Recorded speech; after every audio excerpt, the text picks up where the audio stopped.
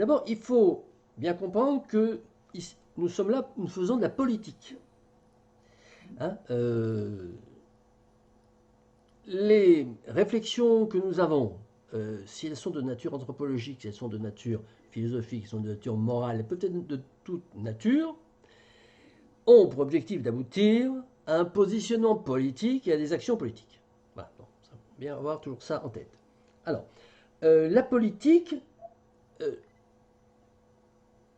Hervé, tu nous dis, ce bouillon médiatique, alors évidemment, dans le bouillon médiatique, mais nous ne parlons pas, alors, notre objectif est un objectif politique, ce que nous faisons, c'est de la politique, mais nous faisons de la politique telle que nous voulons la faire. Nous ne faisons pas de commentaires, nous ne nous insérons pas dans le bouillon médiatico-politique et nous ne commentons pas ce bouillon médiatico-politique autrement que par quelques petites potouches humoristiques comme ça de temps en temps. Ça ne nous intéresse pas, ce bouillon médiatique qui semble t'inquiéter, Hervé. Enfin, moi, ne m'inquiète pas du tout, je ne m'y intéresse pas. Bon, je suis au courant de ce qui s'y passe, ça me donne des enseignements qui confortent mes idées de base, sans plus. Alors, lorsque Clara nous dit, et là je rejoins ce que tu dis Hervé en le formulant sous une autre forme, Clara nous dit, mais si on parle d'anthropocentrisme, les gens, ça ne les intéresse pas, ils vont être perdus. Alors, tu as très bien expliqué que ces débats étaient centrales et fondateurs. Et moi, j'ajouterais autre chose. La question pour nous n'est pas de savoir si notre discours, ça va intéresser ou pas. Ça c'est le bouillon médiatico-politique. C'est-à-dire dire, exposer des discours politiques en supposant que ça va intéresser les gens. La question n'est pas là. Notre souci, c'est pas de savoir si ça va intéresser les gens. Ou si notre souci, c'est de faire une juste analyse, telle que peut-être que nous nous trompons. Mais la mire, c'est la juste analyse. C'est pas la séduction du discours. Je crois que tu avais dit, Clara, aussi, il y a une fois ou deux, mais ça, si on dit ça, ça va pas passer. Non, voilà. Il faut se débarrasser, moi je dis qu'il faut se débarrasser de cette inquiétude du fait, enfin, quel est l'impact de ce qu'on va dire sur les autres, peu importe cet impact, nous devons nous en détacher. Alors nous restons dans un entre-soi. Euh, Non. je croyais qu'on devait, enfin j'avais cru comprendre que l'objectif était de lancer l'alerte. Oui. C'est exactement pour répondre à ça. Oui. Lancer l'alerte, il faut être entendu pour Non. lancer Non. l'alerte. Non.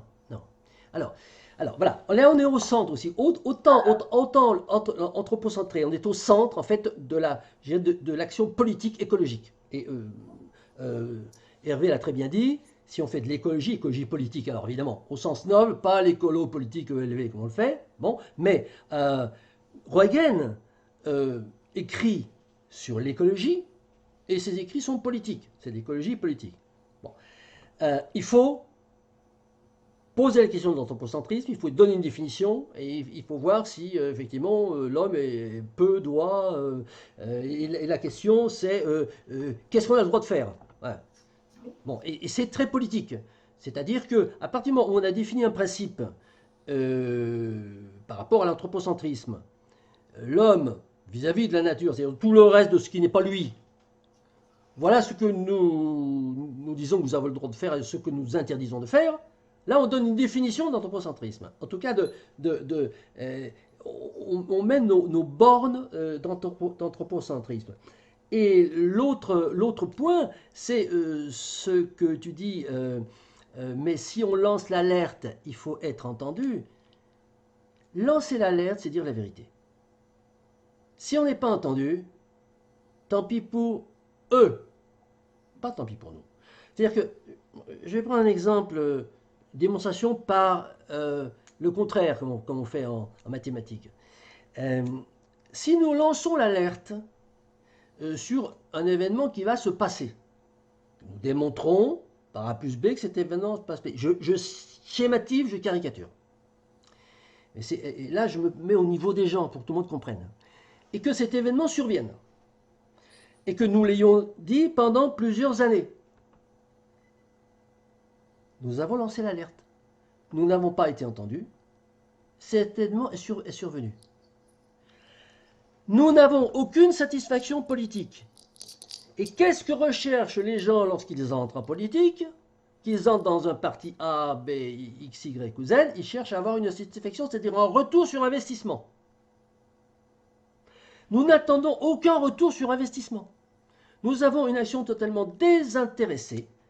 Nous cherchons à avoir une juste analyse qui va s'approcher le plus de la vérité. Et nous ne cherchons absolument pas à être entendus, à être crus, à séduire. Par contre, si nous voulons avoir une satisfaction intellectuelle, nous l'aurons le jour où ce que nous avons prévu depuis des dizaines d'années surviendra et que nous dirons, nous sortirons nos trucs en disant, voyez, ça fait 10 ans que nous vous le disons. Là, on aura une énorme égocentrification intellectuelle. Voilà, et c'est tout. C'est que nous ne devons pas chercher autre chose que cela. Alors, maintenant... Je me permets juste de t'interrompre une seconde. On retombe dans ce cas de figure de Georgescu-Roegen qui n'a pas été entendu suffisamment alors que son élève solo a fait carrière. Moi, c'est pas du tout pour faire carrière. Hein. Elle est loin derrière moi, ma carrière, et c'est pas... Mais... le deuxième souffle. Porter, comment?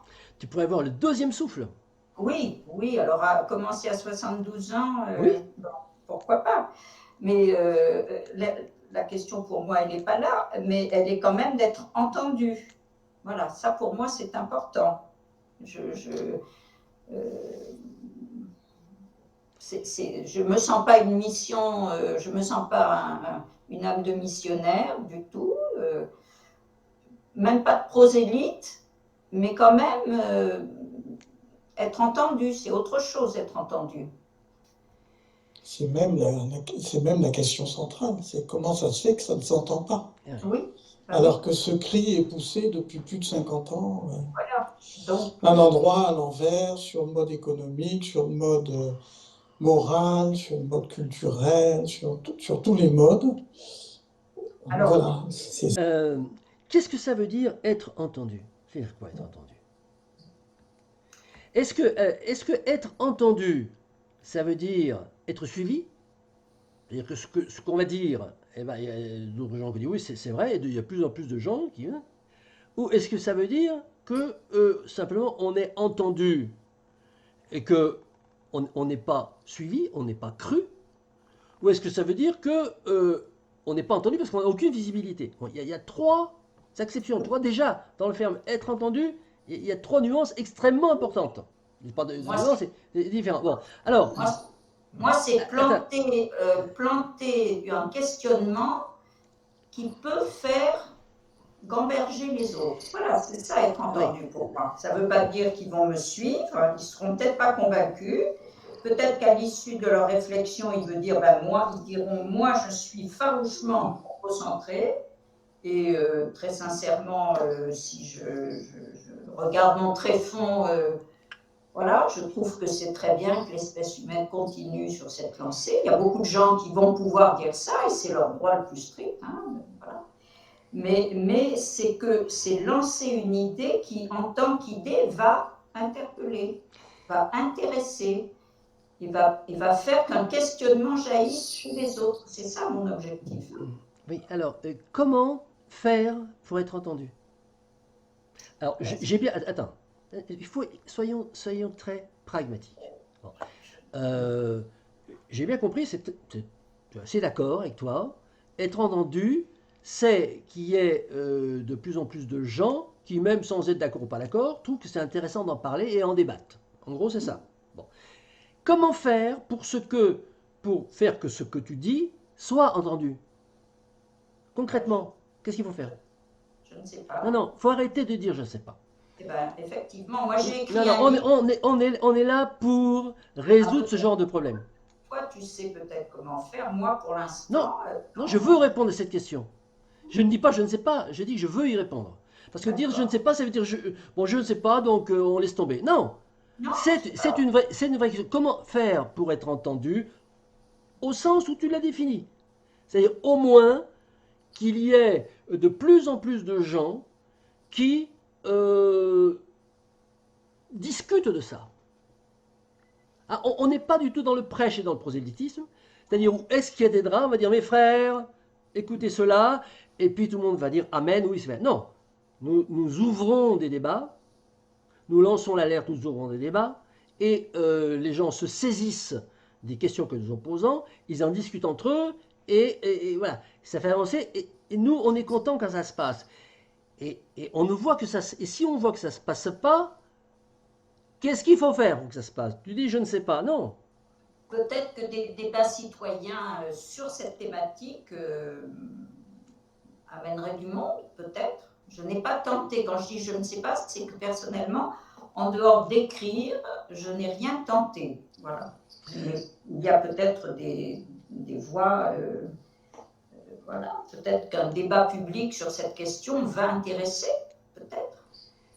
Pour cela, il faut qu'on ait une structure. Et c'est la raison pour laquelle il faut qu'il y ait un mouvement, une structure qui ait une idéologie. Alors bon, on va garder ce mot, avec des principes, un programme, un glossaire, etc., etc., et qui entreprennent des actions concrètes pour arriver à ce que tu définis comme étant entendu. Donc là, on est dans l'action opérationnelle, comment mettre en place des actions pour que nos, disons, les questionnements que nous avons déjà travaillés, que nous proposons à la population, eh bien, comment faire en sorte que la population s'en saisisse et avance. Alors, là, on est vraiment dans un cadre de réflexion extrêmement politique, opérationnel.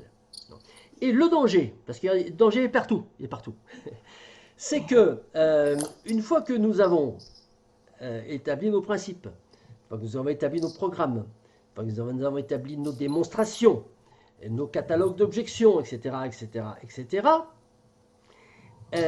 nous allons mettre en place des opérations pour que ça rentre à l'intérieur de la population. Alors, effectivement, des assemblées citoyennes locales, des débats citoyens, tout ça, hein. Bon. Et si, qu'est-ce qui se passe? Et si ça ne fonctionne pas bien? Bon, qu'est-ce qui se passe si les gens, ils s'en foutent? On va dire simplement. Eh bien, le risque, la tentation, le danger, c'est de modifier, justement, notre discours pour que les gens s'y intéressent. Et on est là au centre de la dérive politique, justement, et au sens de l'action politique. Qu'est-ce que c'est que faire de la politique? Est-ce que c'est viser du militantisme? Et on revient là sur ce que j'appelle la guerre des décroissances, et donc mes propositions de dénoncer un certain nombre de mouvements qui parlent de décroissance, qui ont cette stratégie, qui est une stratégie d'acquisition de militantelle et de construction d'un discours en fonction de la façon dont ça augmente ou pas l'audience. Si lorsque je mettais l'adjectif mon audience augmente, je conserve cet adjectif, et quand c'est là, je l'enlève, et mon audience diminue. Voilà. Ça, c'est une façon de faire de la politique. C'est, je dirais, la faction de la politique qui aboutit sur le bouillon médiatique dont parle Hervé. Il y a une autre façon de faire de la politique. Enfin, c'est l'inverse. Hein. C'est le bouillon médiatique montre ce versant-là de la politique qui n'est absolument pas son versant réel et profond. Ah ben, non, moi, j'en vois pas d'autre. Hein. Je ne vois pas d'autre que ce bouillon médiatique avec des mouvements politiques dont l'objectif dans les états-majors, hein, c'est d'augmenter l'audience. Je n'en connais pas d'autre. Et justement, je me bats, moi, mon job, c'est de proposer un mouvement qui fait le contraire. C'est-à-dire qui ne s'intéresse pas à son audience. Alors, Brassens disait je fais des chansons, si vous les voulez, vous les voulez, si vous voulez pas, je les remets dans ma guitare. Bon. Eh bien, là, c'est pareil. Si vous ne voulez pas de discours, bon, je remets. C'est tout. Voilà. Bon. Euh, alors, effectivement, il y a un clivage extrêmement important, mais il faut être d'accord avec ça. Il faut être d'accord, sinon il faut entrer dans un mouvement où, dans les états-majors, on va dire, ah oui, mais non, non, ça va pas, faut pas le mettre, ça va pas passer. Donc on le met pas. Euh, je cite souvent un exemple qui est extrêmement factuel. J'ai fait il y a quelques années, dans le cadre de la série Demain la décroissance, qui était une série vidéo où j'interviewais les leaders de la décroissance, Paul Ariès, Vincent Liéger, Michel Lepezan, etc., etc. Il y a 17 vidéos là-dessus d'une heure et demie chacune, des interviews. Et Vincent Liéger, à un moment, je vous donnerai l'URL de la vidéo et la minute, hein, euh, où je lui dis, mais donc vous êtes venu à la décroissance par Nicolas Georgescu-Roegen, vous avez d'ailleurs fait une interview de Jack Greenwald, et comment se fait-il que dans les réunions du PPLD, le Parti pour la décroissance, dont Vincent Liéger était le porte-parole, on ne parle plus du pic pétrolier. On ne parle plus de la déplétion des ressources naturelles finies. Et Vincent m'a répondu, je pense qu'il il en est encore malade, mais manque de peau, c'est enregistré. Il m'a répondu, eh bien parce que nous sommes aperçus que ça faisait fuir les militants. Donc on a parlé d'autre chose, on a parlé de la dotation inconditionnelle d'activité, c'est-à-dire même si vous ne travaillez pas, vous aurez 1500 € par mois qui tomberont dans votre boîte aux lettres. Alors là, du coup, il y a eu augmentation des militants plus qu'avec le pic pétrolier. Bon, donc voilà, si vous voulez, ces deux conceptions de la politique.